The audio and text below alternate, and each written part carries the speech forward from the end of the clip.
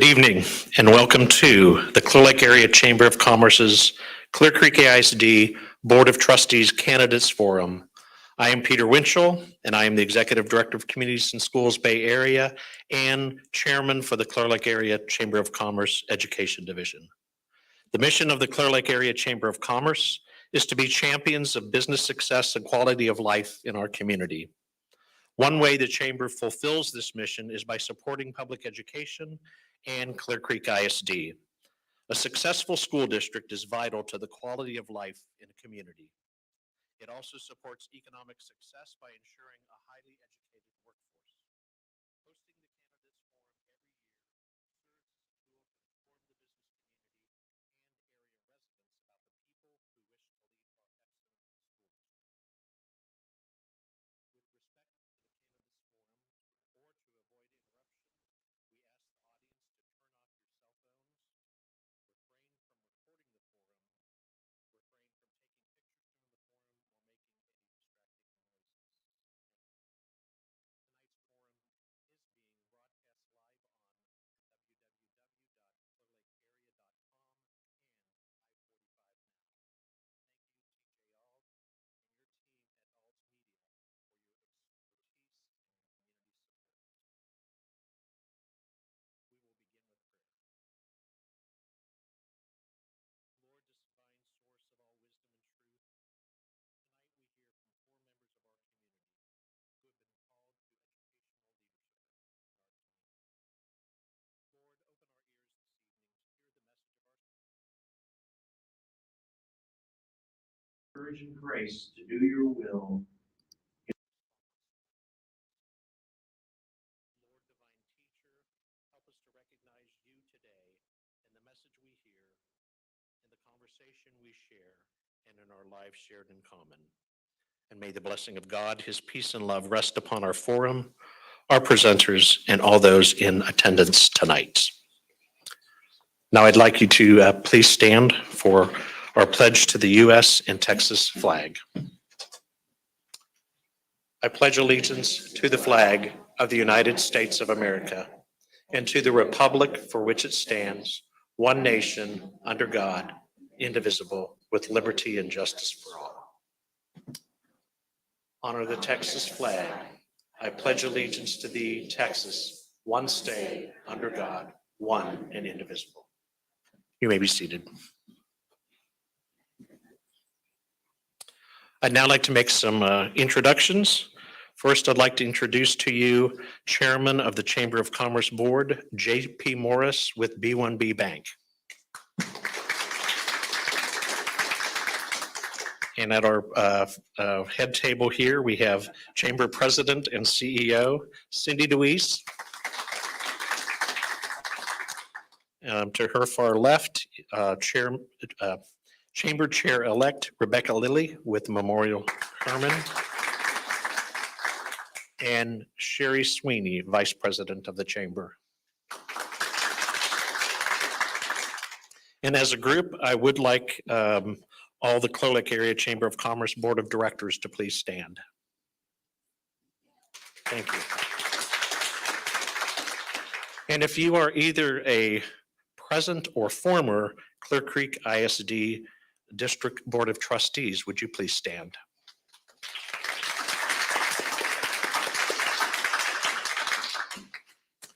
Are there any elected officials in the audience? I don't, besides our Board of Trustees who already stood. All right, I would like to thank our sponsors, the City of Nassau Bay and Auld Media I-45 Now. And now what's most important, I'd like to introduce to you our candidates. And I'll be introducing them by the order they appear on the ballot. The first is for District 2, Glencora Rodgers. And also for District 2, Jamieson Mackay. For the District 3 position, Arturo Sanchez, the incumbent, and Peter Lauzon. Now it is my real pleasure now to welcome to this microphone our moderator, Dr. Glenn Friedman, who will review the format and start the candidate forum. Thank you. Thank you. Hello, everyone, and thank you for being here. Thanks to all of you who are watching virtually and for days and days to come. Again, I appreciate it, Peter. I would like to thank everyone for being here to hear from the candidates. And I'd like to thank the Chamber of Commerce for once again hosting this forum. We have 4 goals for these forums.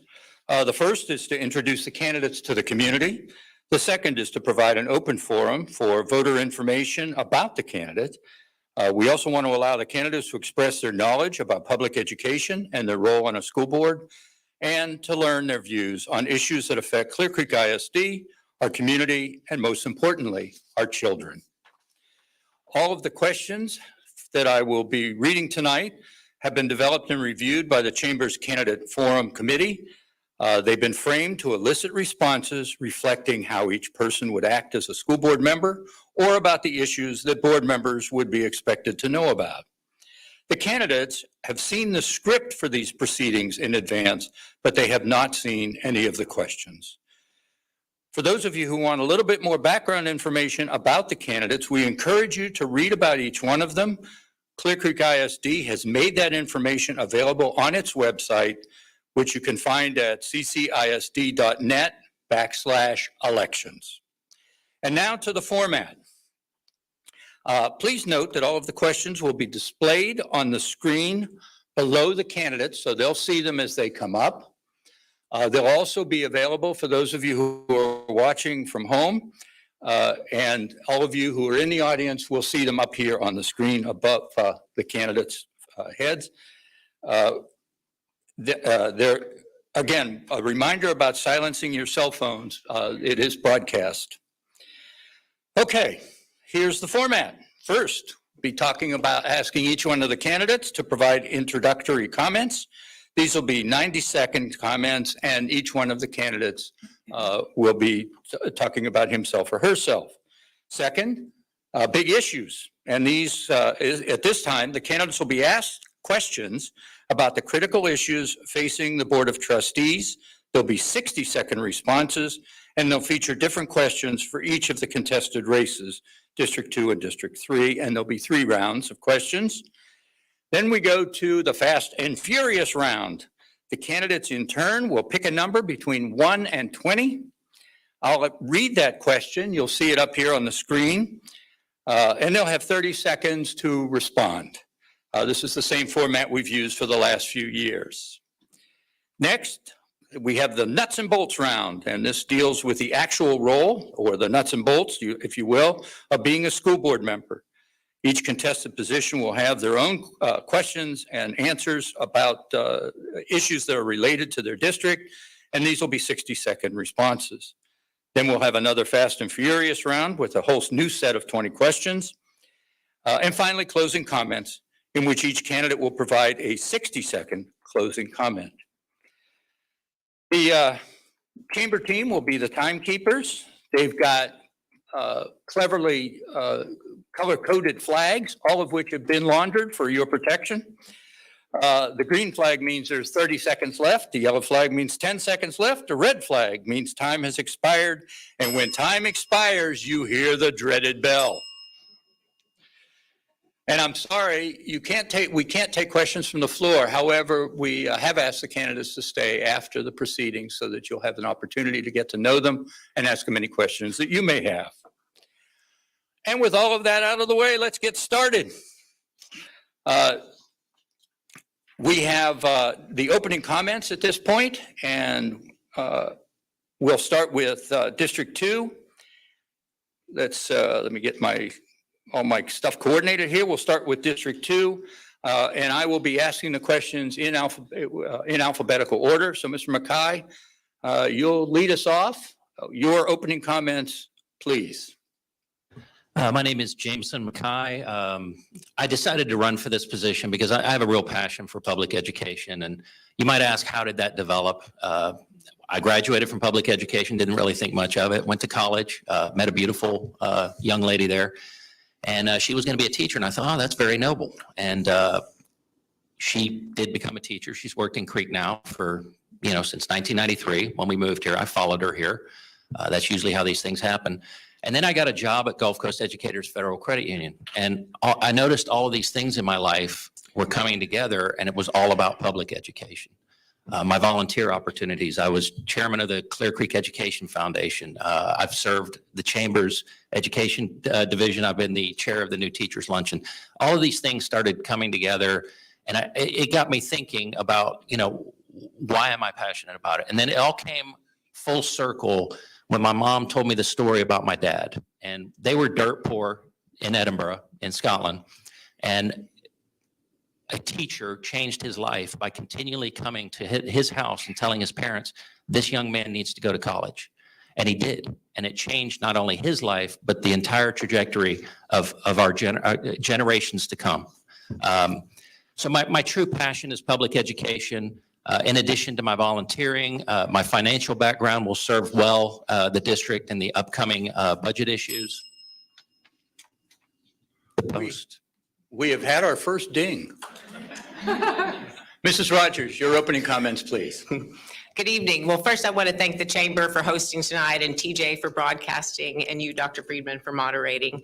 Again, my name is Glencora Rodgers and I'm running for trustee for District 2. And I do have to say that there's so many people in this room that I respect and whose service I have admired and have inspired me over the years. And so I want to thank you guys for being here and just for being you, really. My why is very simple and cliche, but I'm running for the students. I believe that each and every student deserves to have an engaging school experience that truly prepares them to meet their potential. I'm a mom of 3 myself, 3 very different children. One is in the gifted program, one is in general ed, and one is in special ed. One has been talking to me about being valedictorian since 1st grade. One will be an athlete, and one knows where the paint's chipped in the ISS room. I have a bachelor's in business administration and a master's in educational administration.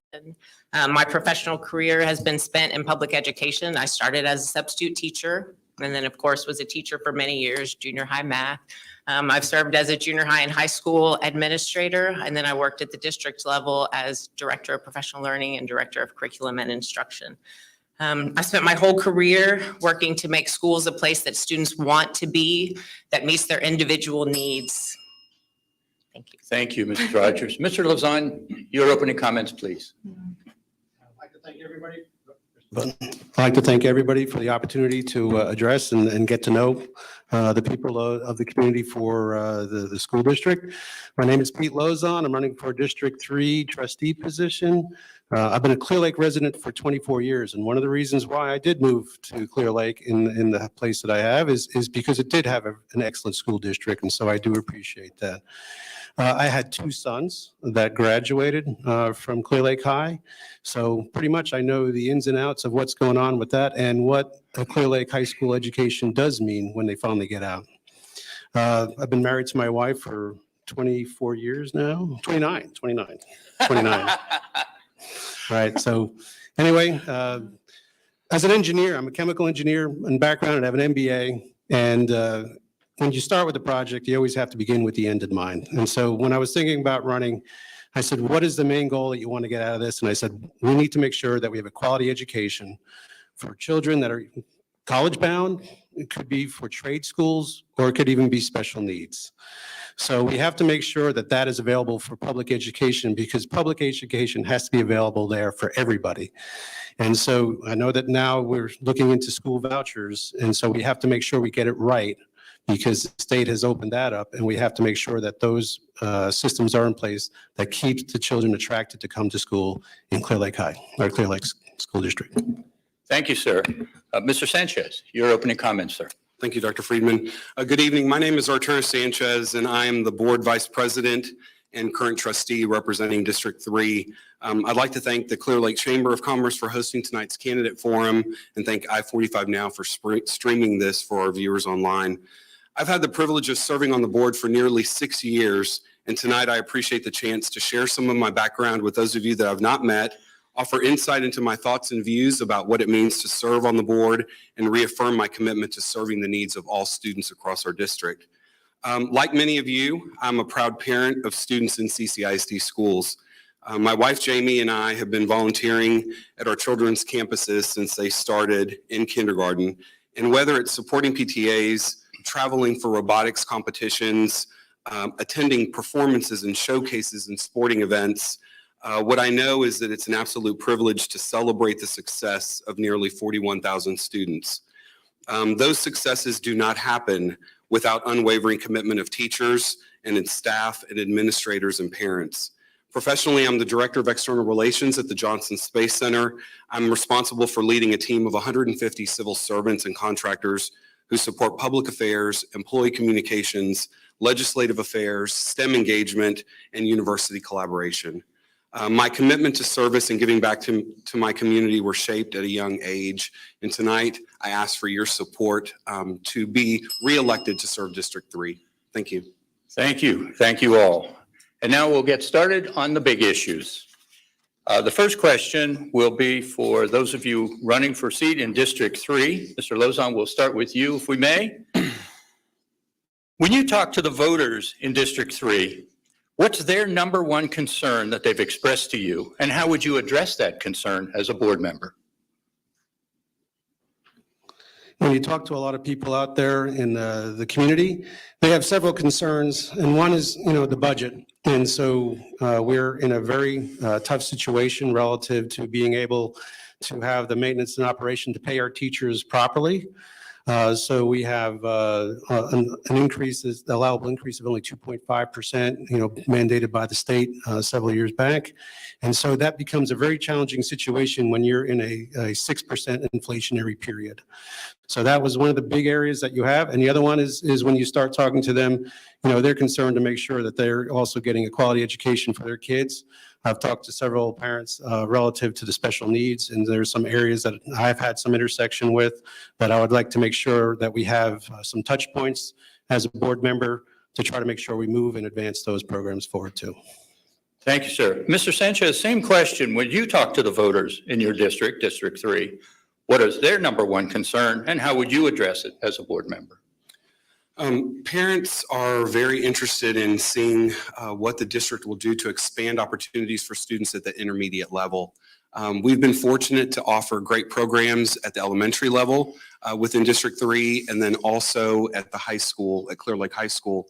The area that we have an opportunity to really expand, and Vision 2030 is going to afford us that opportunity, is really enriching learning experiences for students at the intermediate level so that they can explore what they ultimately would like to pursue as they go into high school, and not feel that they've missed out on opportunities by making decisions that ultimately prevented them from really exploring that early enough so that they were prepared when they went into high school.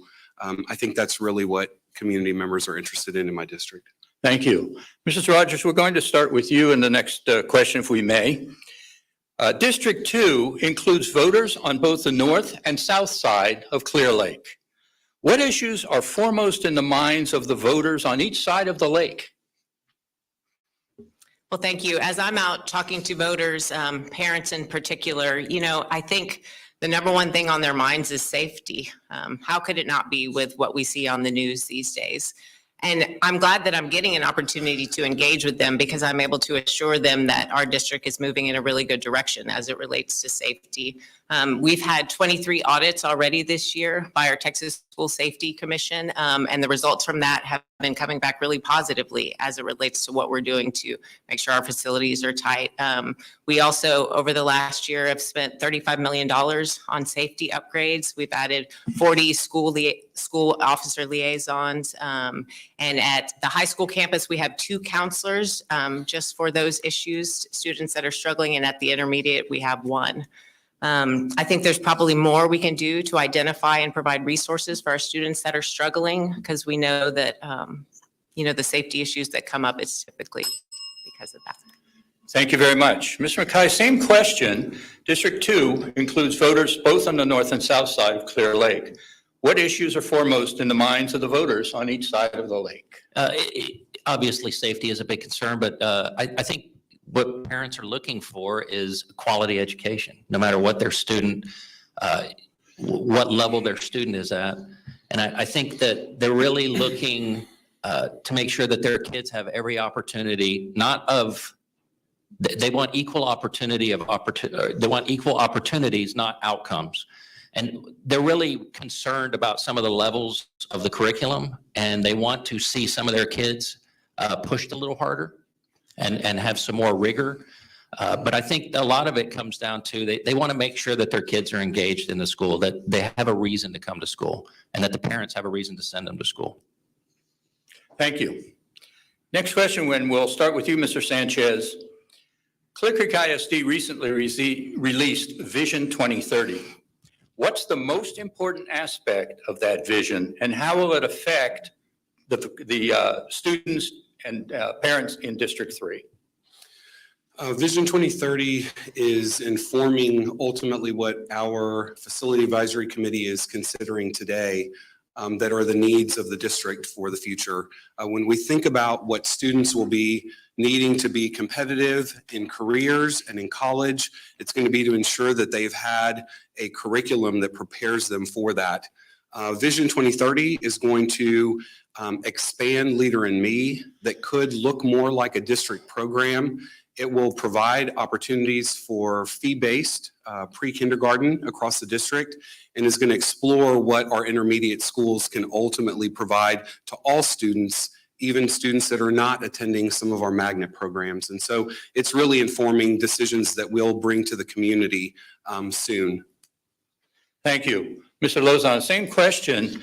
What's the most important aspect of Vision 2030, and how will it affect the folks in your district, District 3? So from my understanding that there are issues relative to the actual population growth in CCISD. There's some limitations relative to land, and so we've actually had some declines in population with the students. So that brings, some issues relative to staffing and other opportunities that we have to manage relative to the number of students. Secondly, it also looks and expands out the areas of opportunities where businesses have interest in hiring, students. So they have to get that aligned correctly with what they're getting feedback from businesses, and other opportunities could be trades. I know that they looked at robotics and computers, and they're looking at other majors that could be initiated in the middle schools and up through the high schools. Thank you, sir.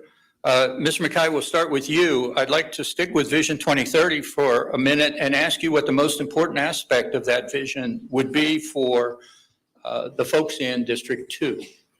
Well, I think the middle schools are a big a talking point. That's where we seem to lose most of our kids as far as academics go.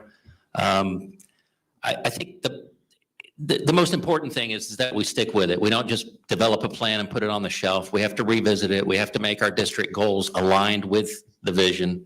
And then we have to make sure that we put the resources in place to meet those goals and see that vision out. I think too many organizations put a vision or a plan out there without revisiting it enough and putting the resources behind it. So it's going to take a shifting of resources.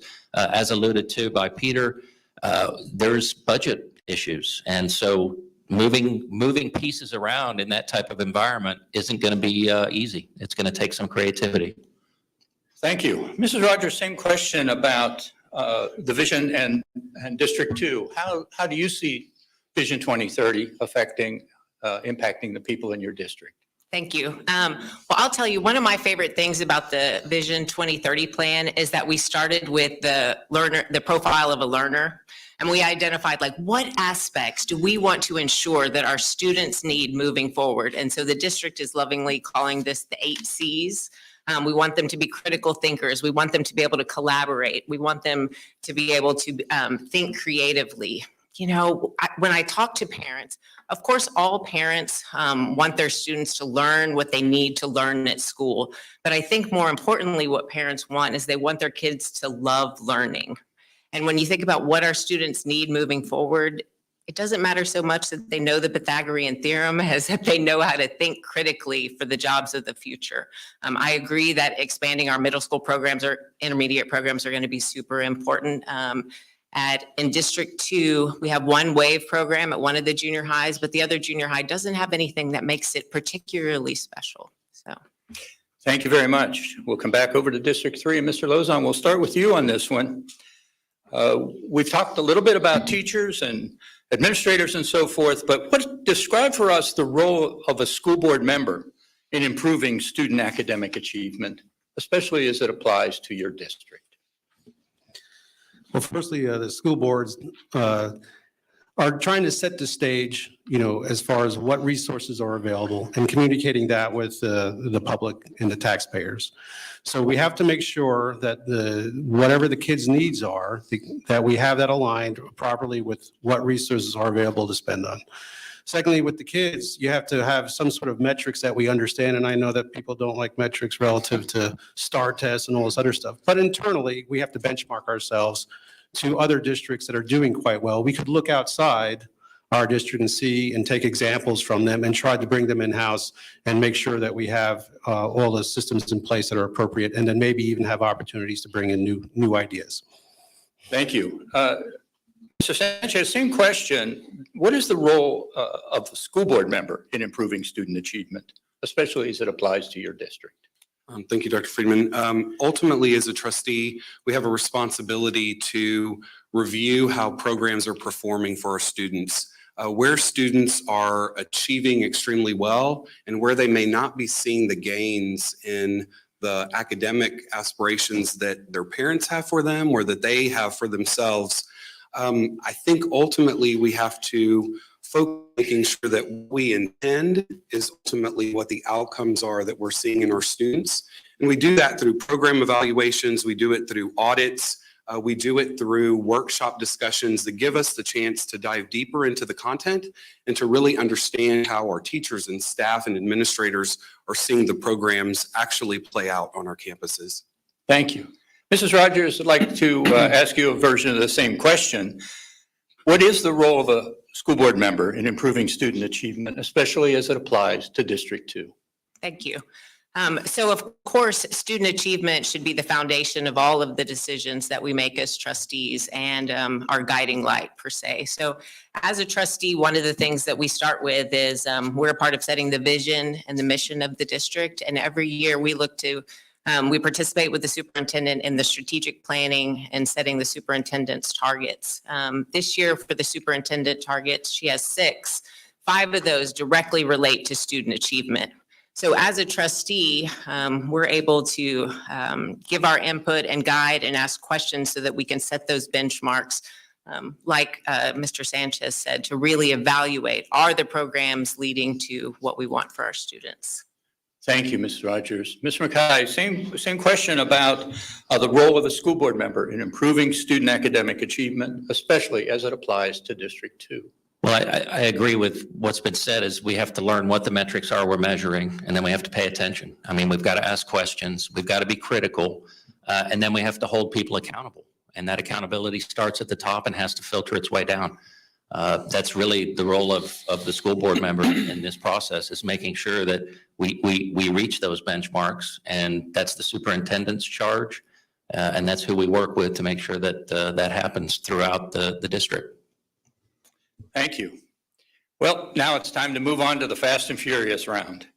Each candidate in turn will pick a number between 1 and 20. I'll read the question corresponding to that number. They'll see it in front of them. You'll see it up on the screens. There'll be, well, we have time for 3 rounds, and we are going to begin with you, Ms. Mackay. Your number between 1 and 20, please. I'll take 20. Okay. Number 20. What board or executive experience do you have that qualifies you to assess the performance of a superintendent? I've got board experience with communities and schools and doing the performance review for Mr. Peter Winchell over there. Also the Clear Creek Education Foundation. As chairman, it was my job to review our executive director. I also know what it means to have to fire an executive director and then pick up the pieces and do the job of the executive director. Not saying I'd want to do that, but that's pretty much been my experience. Thank you. Mrs. Rodgers, Number between 1 and 19 now. 3 for my 3 children. Number 3? Okay. Should homeschool students be allowed to participate in CCISD's extracurricular programs like athletics or marching band or many of the other ones? And why or why not? You know, I would have to say no on this one. You know, my big heart wants to say yes because I want all children to have the opportunities to participate in all of these things. But when we're thinking about CCISD, the resources, so the people, the time, the money, I think that it needs to be devoted to the students that are actually enrolled with us. Mr. Lauzon, your number, please. Number 2. Number 2. Texas requires that school trustees participate in professional development each year. What training will you need to have? What training will you need to have to become a better trustee? Yeah, a lot of people have been contacting me about that, actually getting some additional training coming up. And I know that there's specific training for Board of Trustees in school districts. So I'm aware that we have to have that, and I'm prepared to go and take those classes as needed. Okay, Mr. Sanchez, the number, please. Take number 8, please. Number 8. The Chamber of Commerce asked you to speak to its business members about, quote, school choice. What are you going to tell them? I will tell them that you have school choice in CCISD. You have the opportunity to attend dual language programs. You have the opportunity to attend high schools that meet students that achieve the highest college credit, as well as students who may need access to smaller classes and that are able to support different social and emotional needs that they may have. Thank you. Ms. Mackay, back to you. Number, please. 13. Number 13.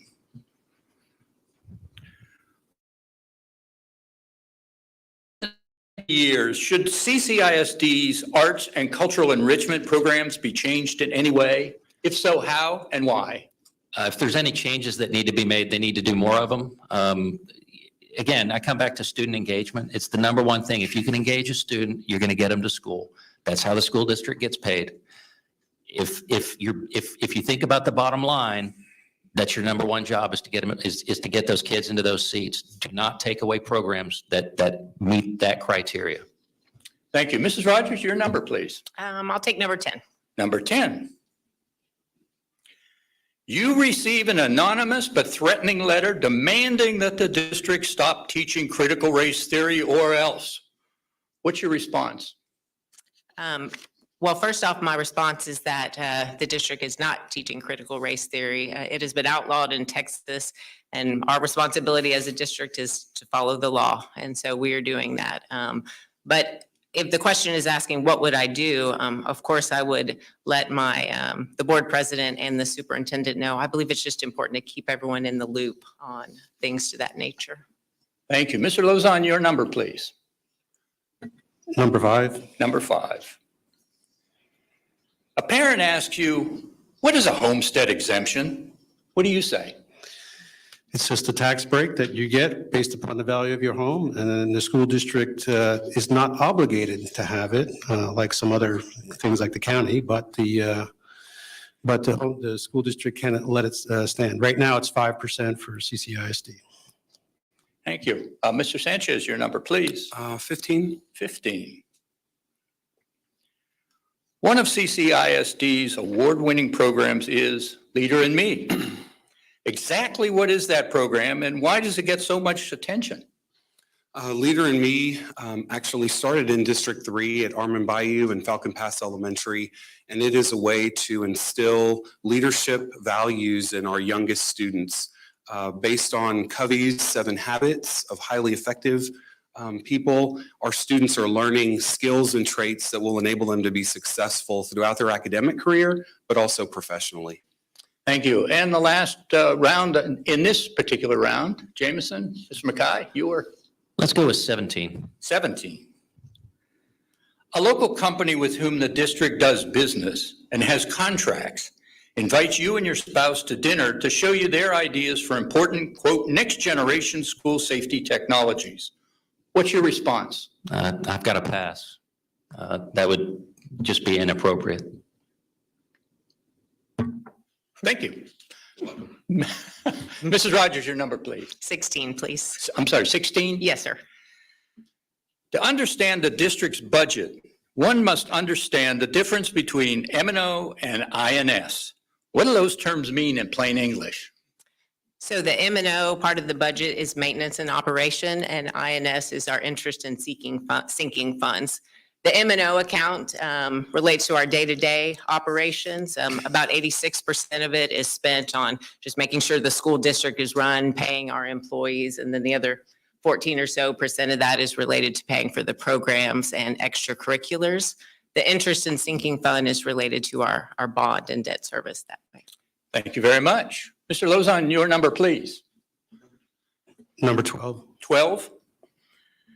Over the past few years, the issue of teachers' mental and emotional wellness has become a topic for school boards. What should be done to support teacher wellness? So number one, you need a lot of feedback from the teachers and make sure you understand, what their issues are relative to teaching the kids. There's a lot of stress out there, and there's a lot of demands on the teachers having to fill out, extraneous forms for all these other reasons. So maybe unload some of those, requirements on that.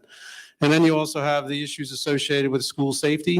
And so you must make sure that they feel comfortable with coming to school and then have means and methods if they see issues with the children. Thank you. Mr. Sanchez, the final number, please. 14. 14, I'm sorry. The state of Texas is addressing teacher retention and recruitment. If you were asked to name one way to retain teachers other than pay them more, what would you say? Simply, I would say improve communications.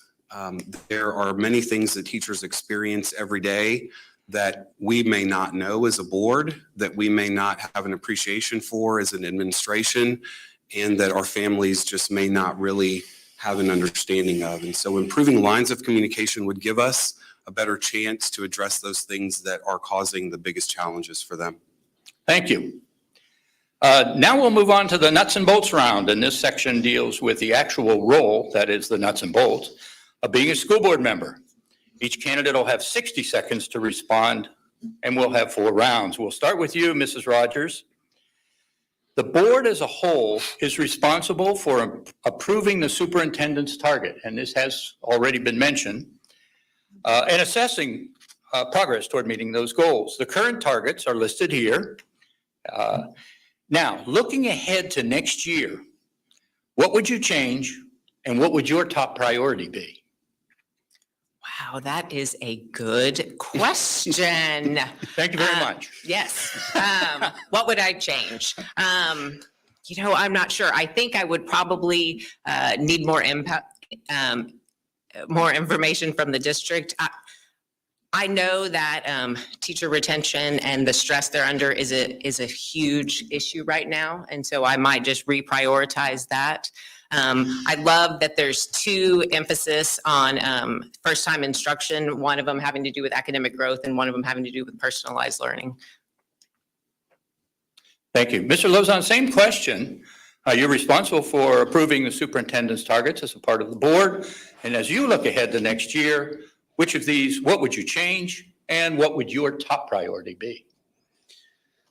So we have to look at where we are relative to benchmarking. So I'll try to make sure that I understand, the numbers, exclusively for these. So you would want to see where you're the weakest in certain areas and make sure that you bolster that and understand what the issue is. You could talk to the teachers, or at least try to get feedback from the administration that talk to the teachers and see what the feedback is and what options you have to try to make the improvements to that. Regarding, the students in the first-time instruction, you would want to make sure that, I know that some areas of trade schools is a little bit behind some other districts. We would want to look at trying to make sure that those are pushed forward. And we'd also want to make sure that we look at some of the special needs to make sure that they're fully implemented. Thank you, sir. Mr. Sanchez, same question.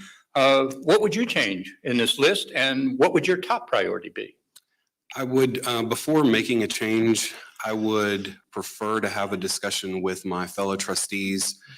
It's extremely important for the board and the superintendent to work closely together on establishing these targets and recognizing that this is something that we do on an annual basis. I would want to make sure that we had consensus and general agreement that this is the focus for the district. My primary target really is student academic growth. After the pandemic and after disrupted education from what our students know, I would want to make sure that we remain hyper-focused on student academic achievement to make sure that they are doing their best. Thank you, sir. Mr. Mackay, same question. Looking ahead to next year, what would you change in this list and what would your top priority be? Well, I wasn't a part of the board that came up with these, so I wouldn't necessarily change anything. I think employee culture and engagement is a crucial element to this, because if the employees, especially the teachers, aren't engaged, they're the ones in the classrooms. They're the boots on the ground. They're the ones getting it done. And if there's an issue there, that's going to bleed over into all of our students. And I just feel like, we've heard in the news about all of the great resignation when it comes to everything, but teachers as well. And we've got to figure out how to keep these great teachers in the classroom and remove all that friction that they deal with on a daily basis so that they can connect with those students. Thank you, sir. Mr. Lauzon, we're going to start with you in this next question, if we might. We're in the midst of a legislative session. One responsibility of a Texas school board member is public education advocacy. What are your top 2 priorities for this legislative session? I believe the top 2 priorities are, with the M&O cap at 2.5%, the state's either going to have to kick in more money or get rid of that. And my second priority is, with the M&O at 2.5%, the state either has to kick in more money for our district or get rid of the 2.5%, because it's a very tough budget when you have 6% inflation, you're trying to pay your teachers fairly, and you're capped. And it is a struggle. You're a year and a half behind on trying to get those assessments into the homeowners where they actually pay their taxes. So you're already lagging, and the teachers are already lagging in their pay. Thank you, sir. Mr. Sanchez, same question. What would be your top 2 priorities for this session? The first would be adjusting the basic allotment that districts receive per student. That has a direct impact in our ability to compensate teachers and staff and our ability to provide quality education to our students. The second would be security for all of our schools. CCISD has made significant investments in the safety and security of our students. The state also needs to contribute more to ensure that all of our campuses are safe. The last thing I would just say is that in a legislative session where there is an abundance, a surplus of funds, there is absolutely no reason that public education should not be receiving a significant portion of those funds. Thank you, sir. Mr. Mackay, same question. What would be your top 2 legislative priorities for this session? Funding, obviously, we talked about the basic allotment. We talked about safety. The safety allotment, I think, is under $10 per student. The district spent $35 million. You do the math, there's 41,000 students. That's not really that close, is it? So obviously, funding on both levels. Another key issue, honestly, is going to be vouchers. How do we justify giving money to private schools without holding them to the same level of accountability? That just doesn't sound like something that we signed up for. If you read the Texas Constitution, nowhere in there does it ever talk about vouchers. It simply says you have to provide public education. That's all it says. Thank you. Mrs. Rodgers, same question. What would be your top 2 priorities for this legislative session? Thank you. It's such a good question. First thing, I want to say that I'm grateful that CCISD is part of the Galveston County Consortium of Schools that gets together and determines their priorities. And so then therefore they're a more powerful advocacy block. And so through that process, they've identified 5 of our top priorities. And of course, it really boils down to funding. The basic allotment hasn't been increased in over 5 years.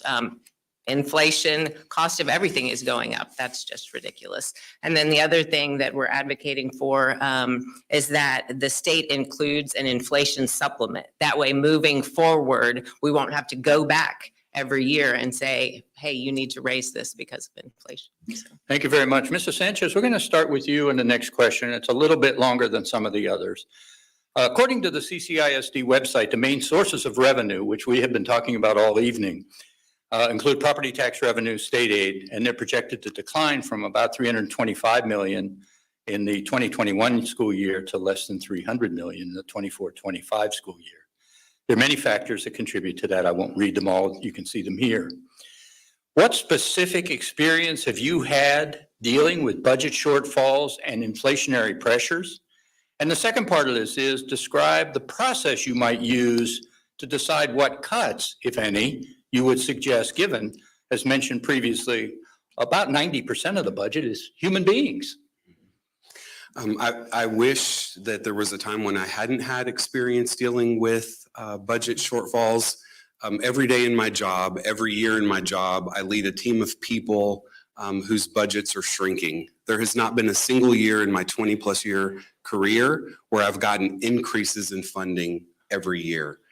That said, what it does is it causes people to be creative and innovative. It challenges them to think beyond what we're currently doing.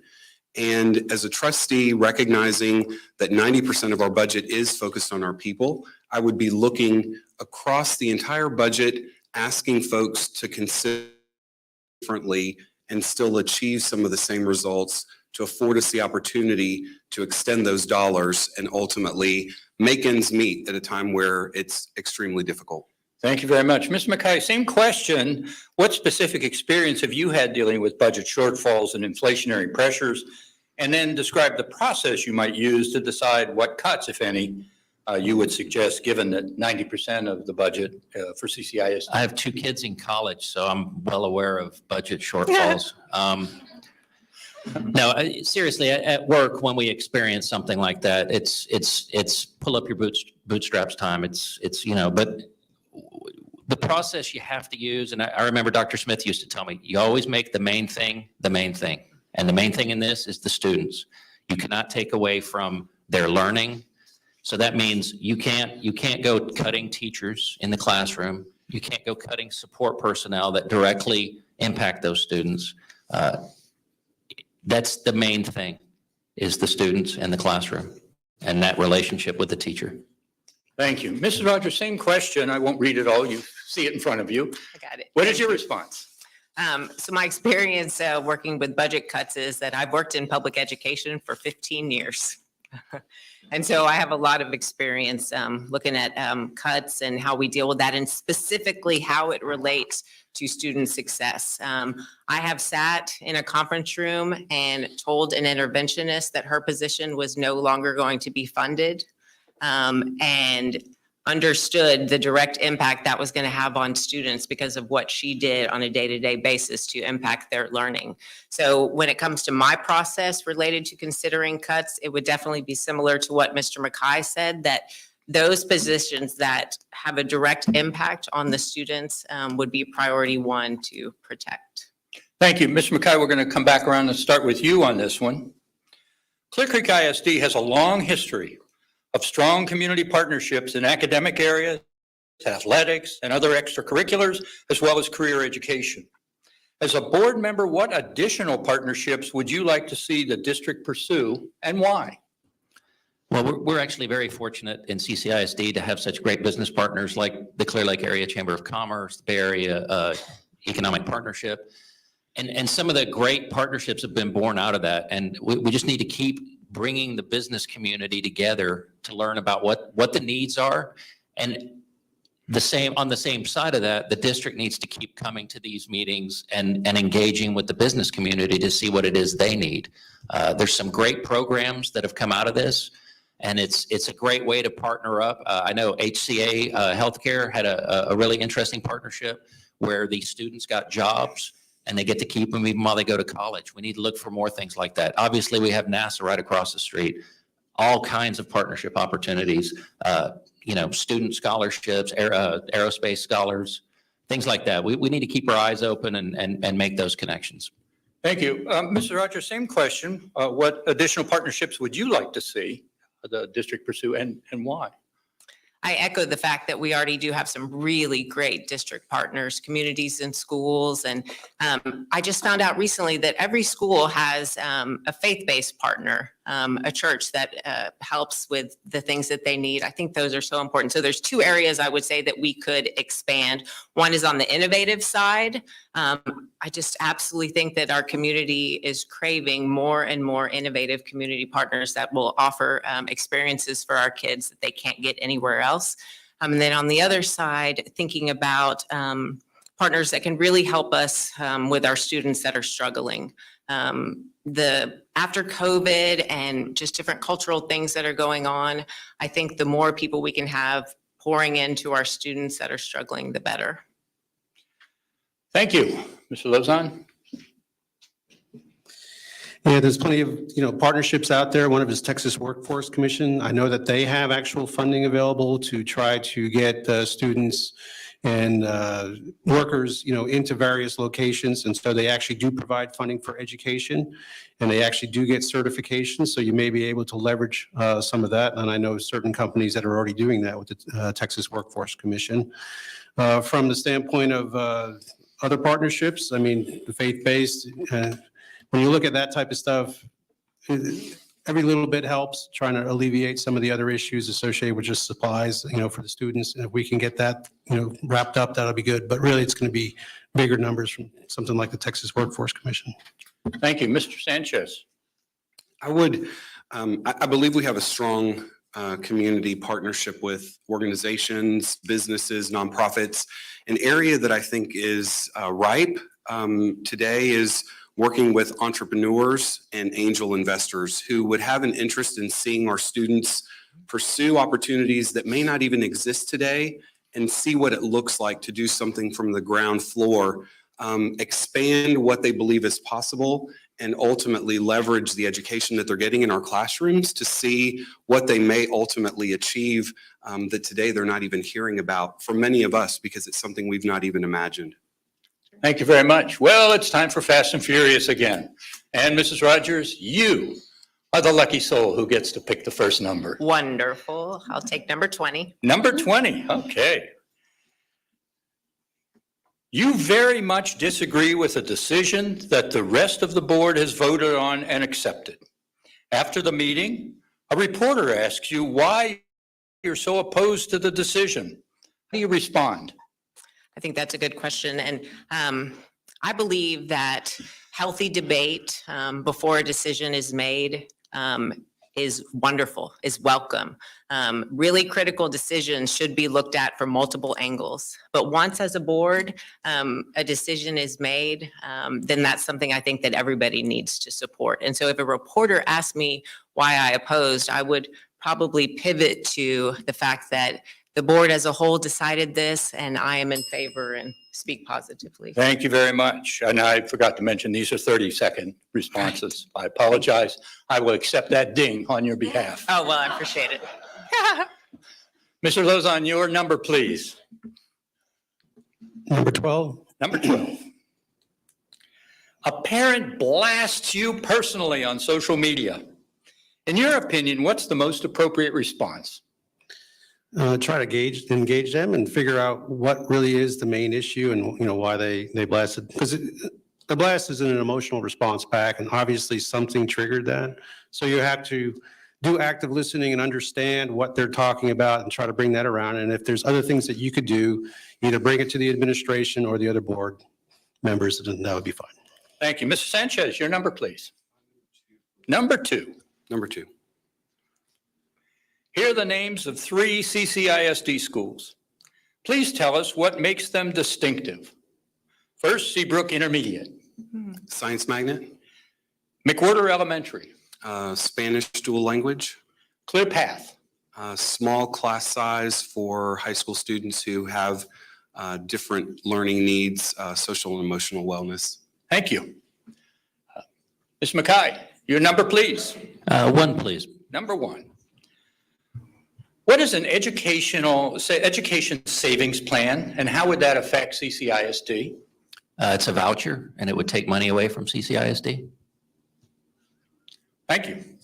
Mrs. Rodgers, Number 7. lucky number 7. Agree or disagree, and why? Charter schools, as innovative organizations, should not be accountable like public schools, even though they receive taxpayer money.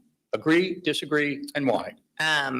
I think that charter schools should be accountable like public schools because they do receive taxpayer money, is my position. And I also want to say that Seabrook Intermediate has the Critter Getter program where elementary schools can borrow an animal, and it is the best. So, Mr. Lauzon, Your number, please. Number 8. Number 8. What are the implications of CCISD's changing demographics for the district's strategic plan? Changing demographics relative to the number of students or just overall? Number of students, talking about students. Yeah, the right. numbers. So you have issues relative to the budgets that you receive and what the state compensates you for. So you have to anticipate, as has already been stated on one of the other slides, that the amount of funds getting from the state will be reduced. And so we have to make sure that we circle back and understand what the implications are on that and the number of students and the number of classes that are needed and the staffing that is associated with that. Thank you very much. Mr. Sanchez, your next number, please. Let's do number 3. Number 3. Whoa, you get the names. Here are the names of 2 high-profile CCISD initiatives. Please tell us what they are. What is WAVE? WAVE is our gifted and talented program that's offered at League City Intermediate and Westbrook Intermediate.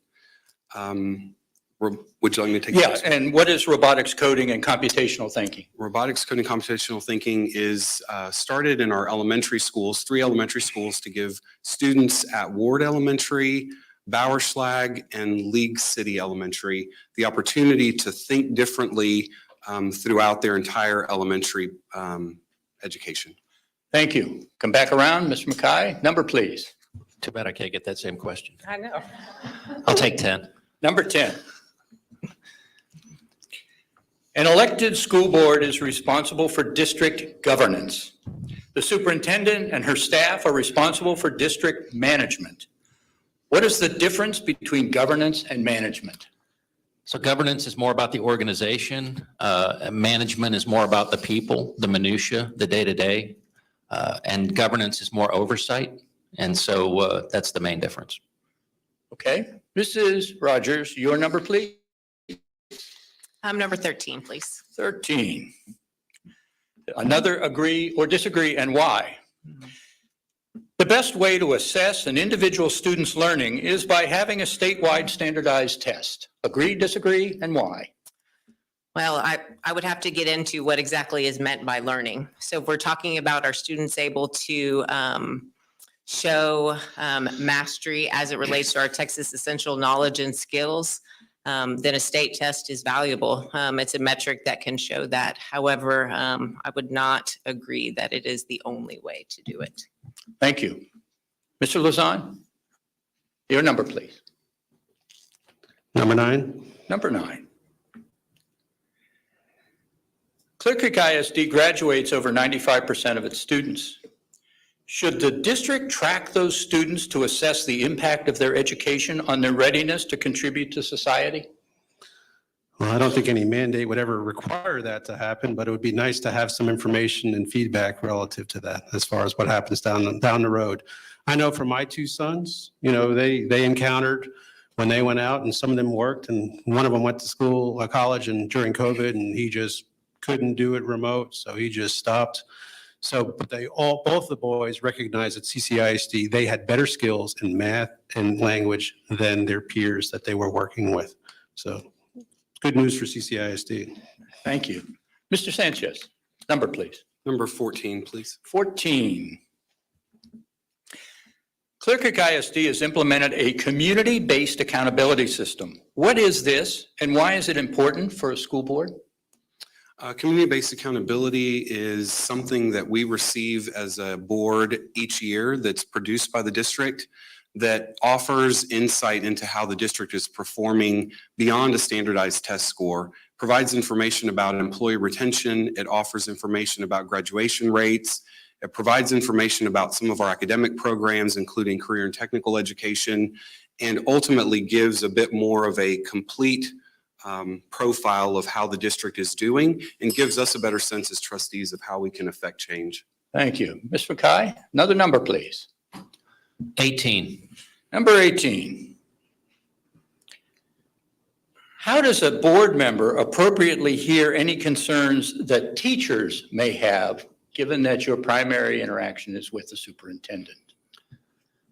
Yeah, I think you've got to involve the superintendent at that point and let them, really be part of the process. Like you said, it's my job as a board member wouldn't be necessarily to directly interact with teachers at that point, but I'm always open to hear about concerns and run them through the proper channels.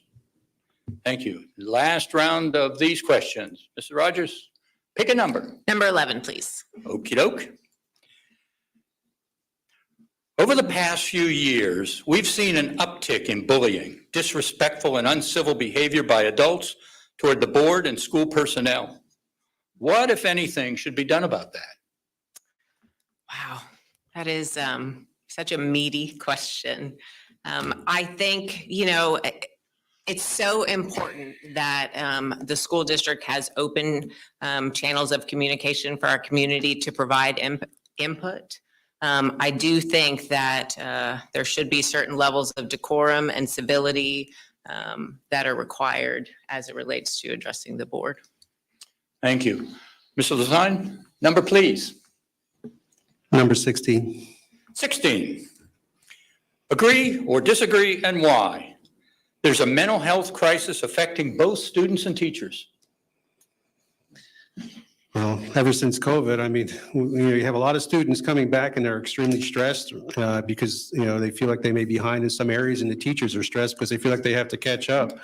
And then you're trying to get back to the new normal where things were left at before. So you have test scores in many of the state schools districts showing that there was some decline relative to the COVID and actually remote learning. So I believe that's something that has to be dealt with. Right. Mr. Sanchez, your number, please. Let's do number 5. Number 5. School districts across the nation have had to deal with inflation.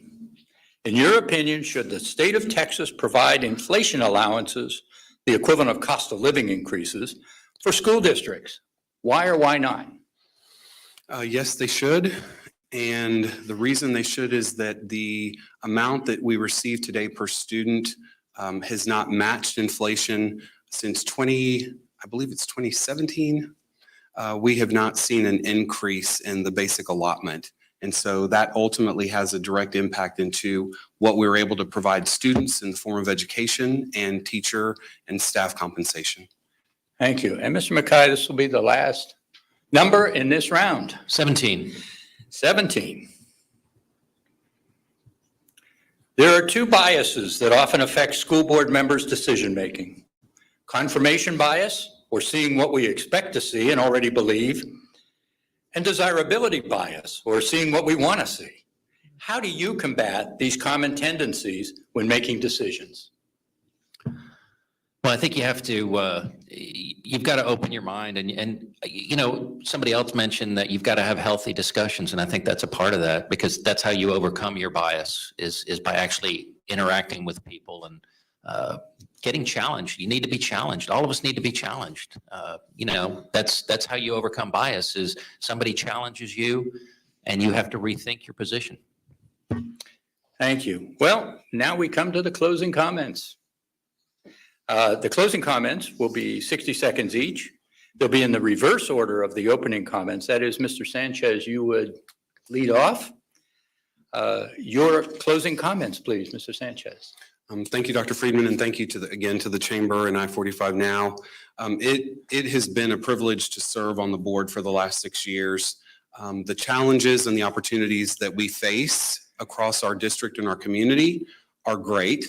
And I believe that with the years of experience that I've had serving on the board, serving as a secretary and vice president, that I'm well prepared to help work alongside the trustees as well as the superintendent to ensure that our school district roars into Vision 2030 in support of the Facility Advisory Committee's recommendation. It's been an honor to serve, and I hope that you will learn more about me at electarturosanchez.com. Thank you. Thank you very much. Mr. Lauzon, your closing comments, please. Yeah, I appreciate the opportunity to address the body. And yes, I mean, when I started out with the program, I said, you have to begin with the end in mind. And so we have to make sure that we have a quality education for all our students, whether they're college bound, whether they're going after trades or even special needs. And so we have to look at our budgets, because that's going to be the biggest, issue that we're going to have to face relative to the next assessments that we're doing. So we're going to have to make sure that we have that wrapped up. Okay. That was the 30 seconds, so you can, okay. Mrs. Rodgers, your closing comments, please. Well, again, thank you, Dr. Friedman and the Chamber for allowing us this opportunity. And I do also just want to take this time to thank Mr. Mackay. He is a stand-up individual, and I am honored to share the challenge of running for this seat next to him. So, you know, when I decided to take a break from my promising, expanding career 3 years ago in education, nobody could believe it. In fact, I think the running bet was we give her 6 months and she'll be back. And in some ways they were right, because after throwing myself into volunteering, I was tapped to be PTA president in 5 months. Serving public education, serving students has been my life's work. It is my passion. I have always known that I wanted to run for the school board. It's just always, I admire the commitment so much, and I've seen the impact that good leadership can have on teachers, principals, and the organization as a whole. Thank you. And Mr. Mackay, your closing comments, please, sir. Well, now I feel obliged to say the same about Mrs. Rodgers. And I'll tell you what, we've had some great discussions, and we kind of agreed that we want to turn this into the new way that these things are done. And we are promising civility throughout the process. And that's really what we want to accomplish. My whole career in the volunteer career has been kind of leading up to this moment. And, you know, I've been begged to do it before. We used to have a policy at work that wouldn't allow it. And it was a great way for me to get out and say no. Our board took that policy away so that I could, you know, have this opportunity. But anyway, if you want to engage with me, please feel free. I'm very accessible, and I'm always willing to talk about public education. Thank you, sir. With that, we've completed the questions for this evening. The chances are you have questions I didn't ask. I'd very much encourage you to stay a few minutes after and ask the candidates the questions that you have on your mind, or to get in touch with them through their websites or other means to ask them the questions. As you can see, they're passionate, they're knowledgeable, and they all would appreciate your vote. But the key is your vote. Please, please, please get out and vote. And with that, I'd like to thank you all and turn it back over to Dr. Winchell. Thank you, Dr. Friedman.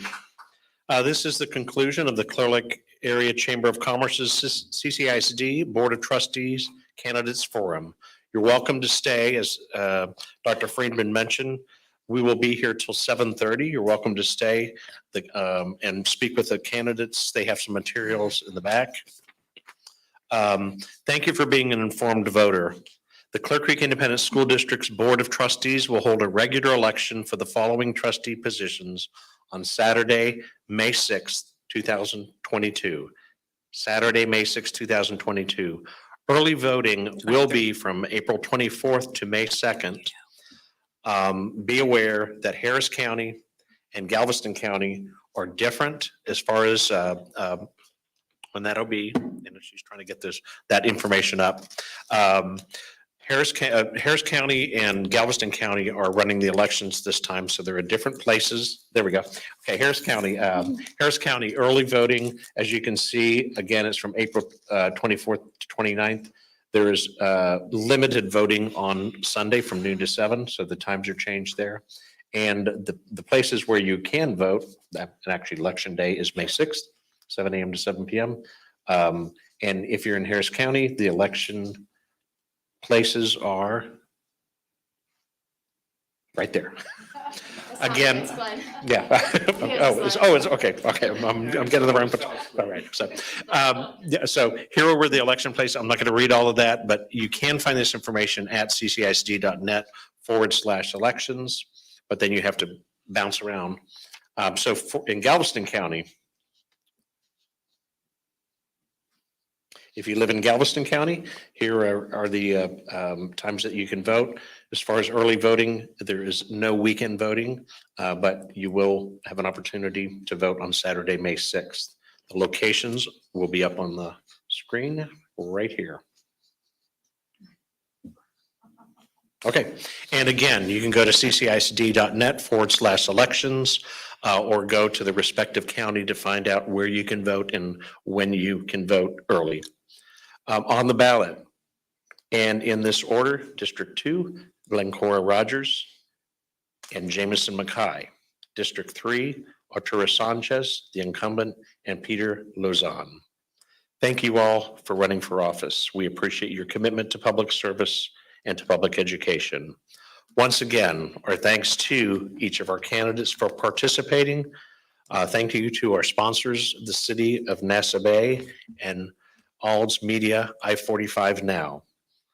And thank you to our host, the Clear Lake Area Chamber of Commerce, our moderator, Dr. Glenn Friedman, and most importantly, thank you all for attending and for caring about the future of Clear Creek ISD. Thank you and good night.